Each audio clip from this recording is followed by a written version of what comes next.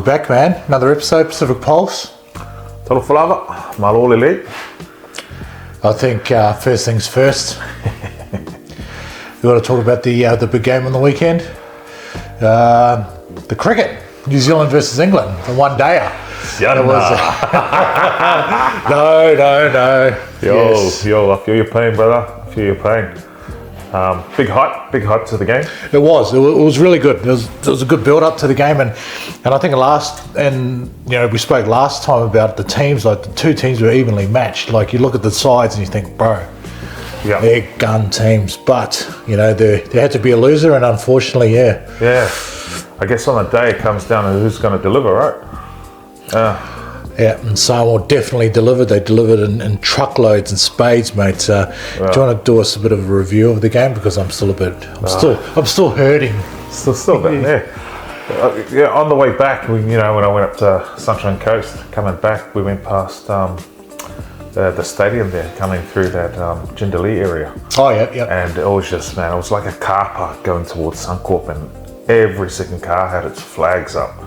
Tonga and Samoa, so it was really good to see the support, man. I was like, mate, I think there were more Samoan supporters there than there were Tongan supporters. Like watching it on TV, there was like more blue, and they weren't Crips.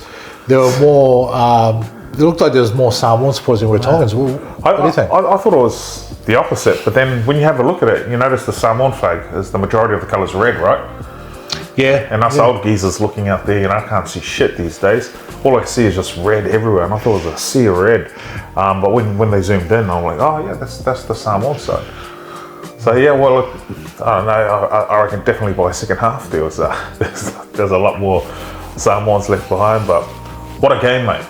What a game! It was a game, and again, you can't take anything away from Samoa's dominance in the game. They were outstanding right throughout.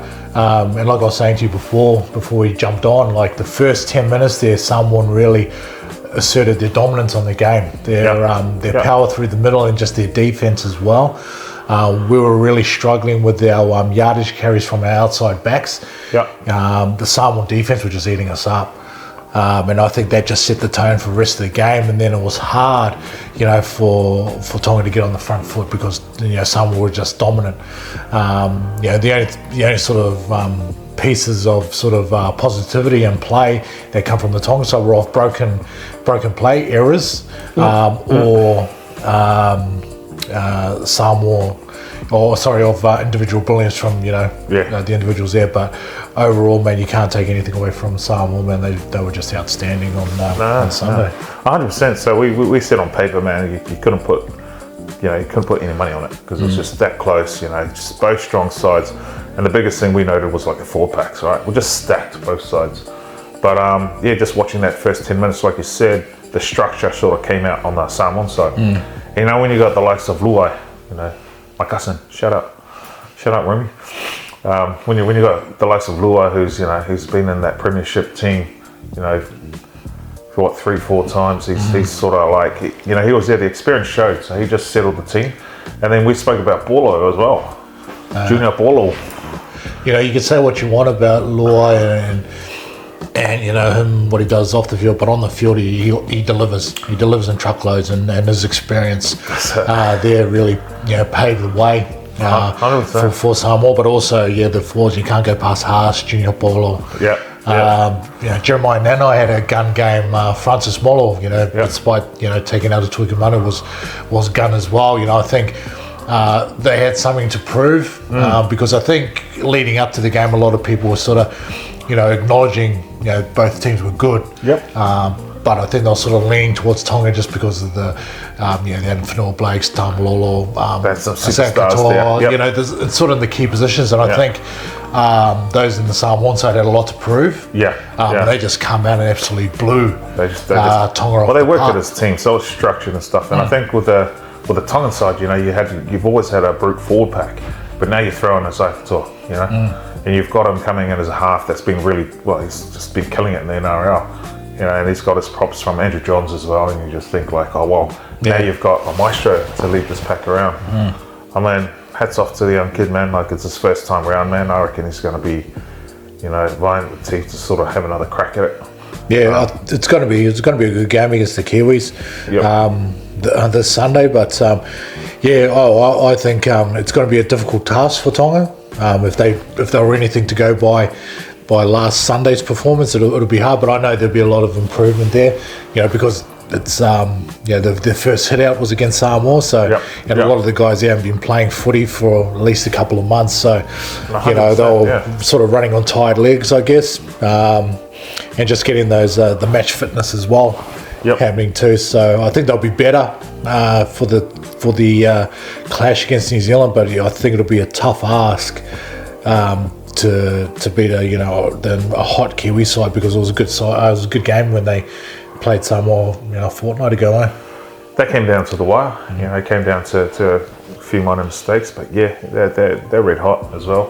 You got Kieran Foran and you got Foz, mate. He's sort of like coming to the end of his career. He's got a point. Come out of retirement to play for the Kiwis. Yeah, but he's got a point to prove to finish off his his career.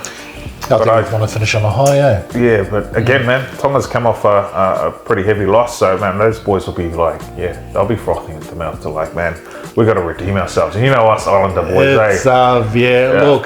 Look, I'll be totally honest with you. You can lose to whoever, and I think it'll be the same for you. But when you lose to, because of that history between Tonga and Samoa, when you lose to either to Tonga or to Samoa, and you're sitting on the other, when you're sitting with a loss, it's a bit hard. It's a bitter pill to swallow, one would say. Yeah. But that's just history. The advantage we got, man, is we played the reverse card, right? And just straight to Toko also, reverse, Toko also. All the time, man, all the time, yeah. And that's how we do it, like we always support each other's teams, whether we play the Kiwis or the Australians, Tonga's playing like this weekend, man. I'm going to have my fucking red Tongan shirt on. Let's go Tonga. That's facts, yeah. I mean, in the fortnight before, I was going for the Toa boys, bro. Yeah. Man, I was disappointed when they lost. Yep. I was hoping they'll go all the way, but absolutely. When it's not against each other, we're always back in the Usos or the Dockers as well. But on the world stage, it's good to see, man. It's good to see we're up there. It's good to see it starting to balance out. That's awesome for Pacific Rugby League. Before we jumped on here, we were talking about Origin and how, you said that Origin's the pinnacle, and obviously because a lot is invested in it from the NRL, obviously promoting the game and spending a lot of money on it. And a lot of the experts say it should be the opposite. It should be internationals. That should be the pinnacle in anybody's career, to play for your country, whether it be your country of birth or your country of heritage.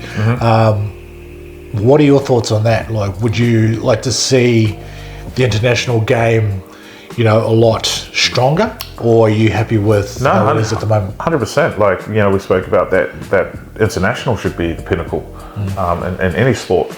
But unfortunately with rugby league, the state of origin, how it grew, rugby league in New Zealand through the state of origin. And then when you look at the rivalry, right, that actually makes that origin series. Like, you got half the country versus half the country, and everyone's just like, for their team. They're just passionate about it. And I showed this weekend with Samoa versus Tonga. The rivalry was there. It was a passionate rivalry. So I think that's what money pays to do that, and you pick a side and you back your team. But no, definitely, I think the international game should be the pinnacle, but fortunately, it's not. Not right now, anyway. So I don't know how they would restructure that to make it, the pinnacle, being representative of your country. But at the moment, man, it's Origin that sells seats.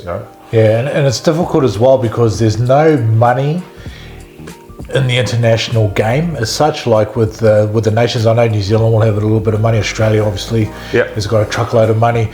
The Super League is struggling in England and Great Britain. And the Pacific Islands are obviously struggling as well. So from what I've been told and from what I've heard, the NRL prop a lot of the, they prop a lot of the tests. Like they're propping up the Pacific Championship that's happening now, and the World Cup as well. That's why there's less teams in there.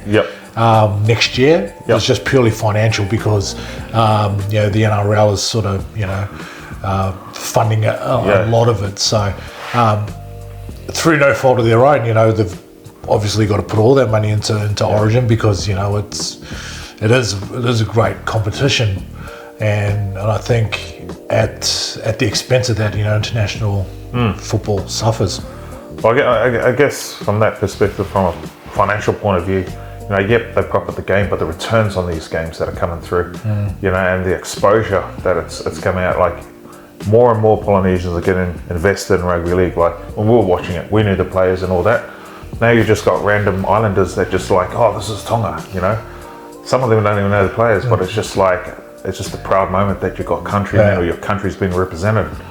And you know, it's bringing exposure across the world. You know, even English and all that are sitting up, going, "Well, these guys are, you know, they're stepping up." So, I think, yeah, initially they'll fund it, and then I think it's going to turn around and pay itself off.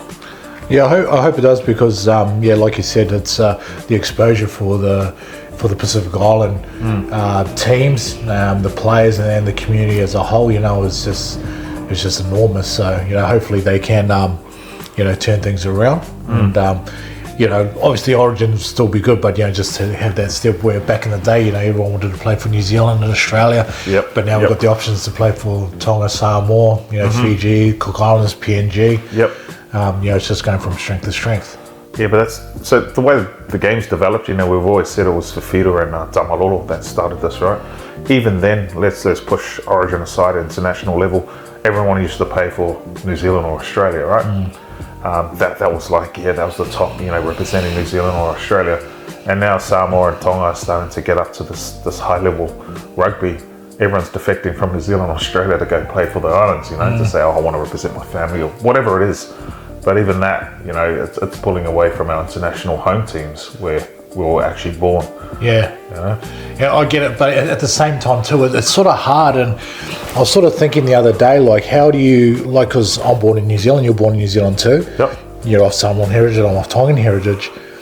It's, you know, if I had the opportunity to play, you know, I'd play for Tonga, but it's sort of hard to explain, like, the feeling you get, like, I don't know, to play or to sort of say that I'm Tongan. Yep. You know what I mean? Yep. Family and all that. What's your take on that? Like, I'm sure you feel the same way as well. Yeah, no, 100%. I think it's just to represent, you know, your family's name. And from that, because it's such a small island, you know, everyone's going to know you. Oh, that guy there, that's Mississippi Big Hitter Riggs, you know? Yeah. It just, and on top of that, I think it's more for our parents being that proud as well. You know, everyone's just like, because it's a status thing in the islands. We know that. Yeah. Everything's about status and, you know, oh, this guy and that guy. And then when you bring that honor to your parents' name, that's above and beyond you being honorable for yourself, playing for your jersey. Yeah, it goes a lot deeper than yourself. Yeah, like you said, it's the family, you know, the community and your extended family as well. 100%. Yeah, a status thing too. But yeah, I think it's just that, just being proud, that pride. Hey, to that's just the Pacific to play thing. for your family. Yeah, that's the Pacific thing. You know, we're just really humble and proud people. You know, and it's never about the dollar. And that shows exactly where Tamalolo and Fafita, they could have got like mad contracts with New Zealand and Australia, but they chose like, nah, we're just humble. We're humble people.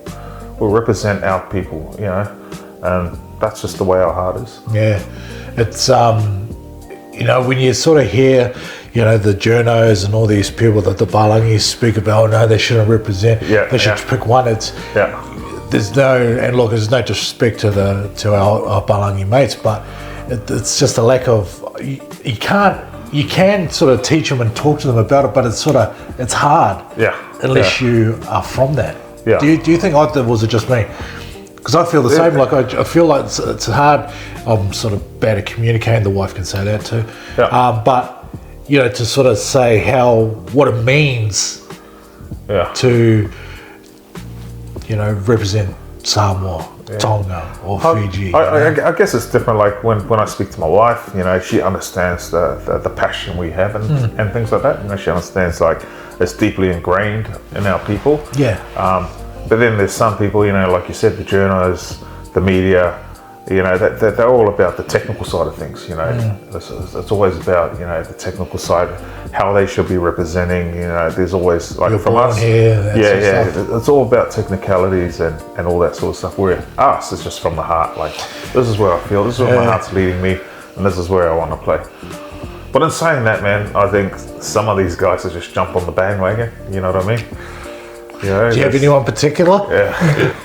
It's like, come on, man, RTS. Where were you? Where were you 2 years ago, 3 years ago? And that's sort of something that we were speaking to before, and I think a lot of people forget this, that Taumalolo in 2017 was prime. Prime Taumalolo. He was just unstoppable. Yeah. You know, 15, 16, 17, Dally M, Player of the Year, he shared that.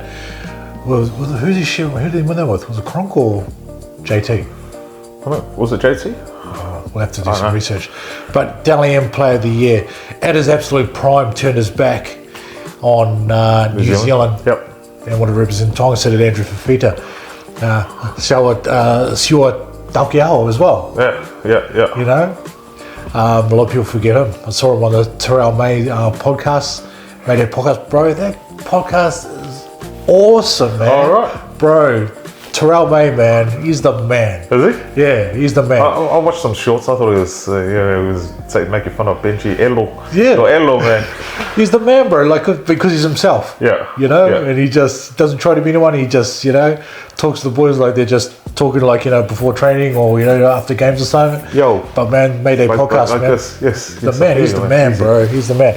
But, yeah, he was in his prime. Taumalolo, Fafita, Taukei'aho, Manu Mau. Who else was in that team? Fusatua, Connie was in there, but yeah, they're all in their prime. But yeah, to back to what you were saying, yeah, it's I think a lot of guys would have sort of jumped on the bandwagon now, especially for Samoa, I guess. Yeah, you get a few guys there, and yeah, like I said, like, you know, I could probably be wrong. It's probably in their heart to do it, but like for me, what you touch point on is like at your prime when you do it. That's when it means something. Don't come after when you can't even make the second squad, mate. You're gonna be on the bench, and then you want to be like, Bro, RTS is still gun though, man. Like, bro, some of his yardage carries on Sunday, bro. Oh man, like he's still got that step there. He's still got that little bit of speed on him too, even though he's he is, man. He's like, he was making yardage, and he was, you know, he does what he does. But when you look at fullbacks roles these days, right? I thought he was like pretty one-dimensional. Like you get fullbacks that just guide into the line, to add as an extra ball player, like, you know, Reece Walsh. You know, he was none of that, man. He was just attacking from the back. Funny you said that. I heard Cooper Cronk. They had a shape coming out when they were in Tonga's line, and they had shape coming out wide, and RTS absolutely threw a shitter of a pass. Yeah. And Cooper Cronk said what you said. You know, if you got to play in their fullback position, you know, you got to be better with your passing selection. 100%, and 100%. And I thought earlier in his career, he was there. You know, he was like joining the line. Even with the Warriors, you know how they do the sweep across, the second man plays. And he linked in quite well, but I don't know, maybe it's a different game plan with Junior Paulo just playing in that middle. Being an extra ball player. Yeah. It probably just ran him out of space, but it definitely gave Luai a lot more time,